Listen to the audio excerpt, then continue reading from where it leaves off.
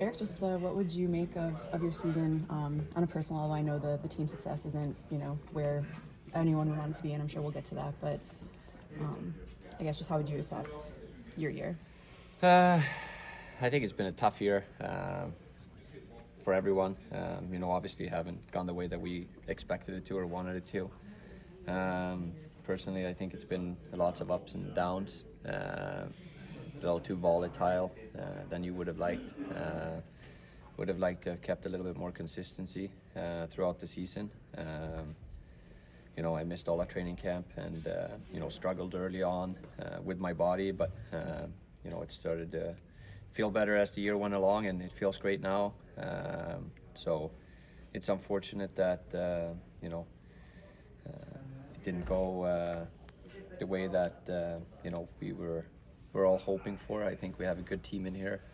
I enjoyed all of the guys in here on a personal level. It's been a pleasure, and had a lot of fun, even though it has not been fun. What do you feel like needs to change on a team level to get back into the playoffs next year? Yeah, the $1 million question. I think in today's NHL, it's as you can see, it's really hard to separate the good from the bad.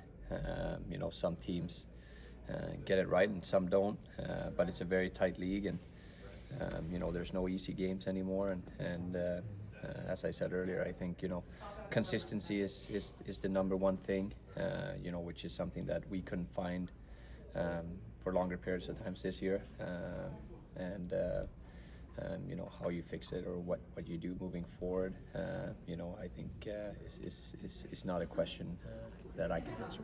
Where are your emotions on a day like today, knowing the postseason's about to start here in a few days without you guys?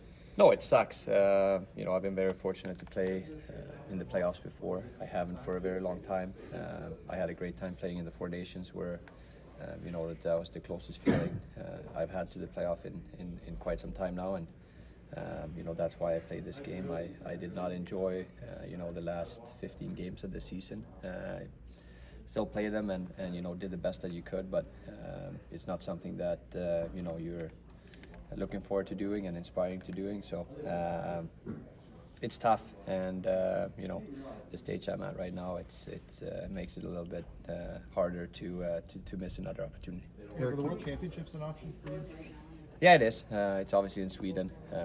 I think I'm gonna need to take a few days, and like I said, I had some issues with my body earlier in the season, and was able to play through and suit up for all 82 games this year, which I'm very proud of and happy about. But reassess here now for a few days and see what the best course of action is for me personally, and what I need to do to be able to get back to the level that I want to get back to for next season, and if that includes the Worlds, then I'd be the happiest guy about it, and if not, that's what I have to do.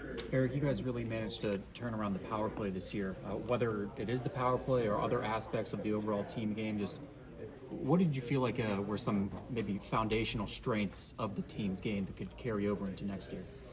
No, obviously I think the power play obviously made a huge leap from last year. That's all I can compare it to. Why that is, I don't know.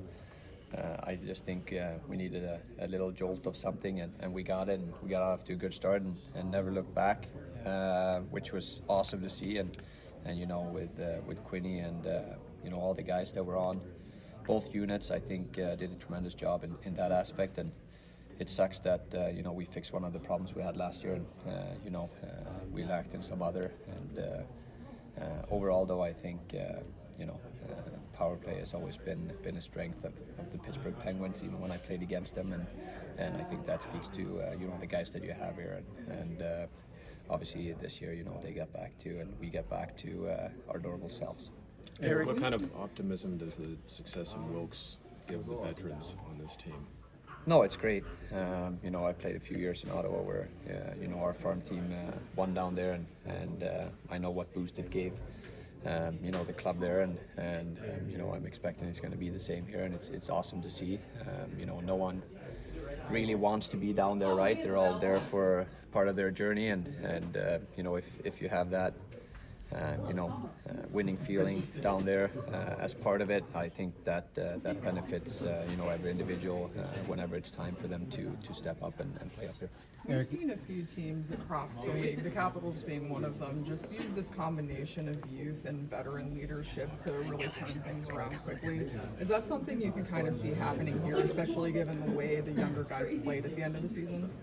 Yeah, I mean, obviously, I think everyone here would love that, love for that to happen. I'm sure that you know, in some regards, I think, you know, obviously that's what they're hoping for, and that's what you know, Kyle is trying to do.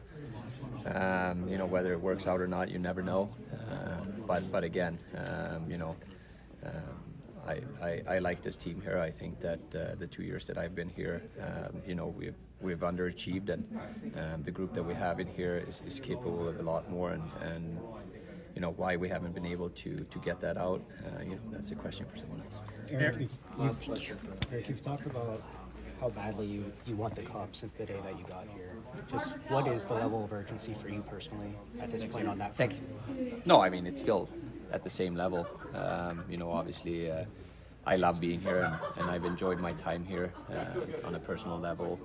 You know, there's zero complaints. Obviously, you know, I've been in this situation before. I've been through this before, and I realize, you know, the magnitude of it. And at the end of the day, it's a business, and whatever happens is going to happen. You know. But again, all I can say is, you know, I've enjoyed everything here. I enjoy, you know, on a personal level, me and my family, you know, really wanted to work here. Thanks, Eric.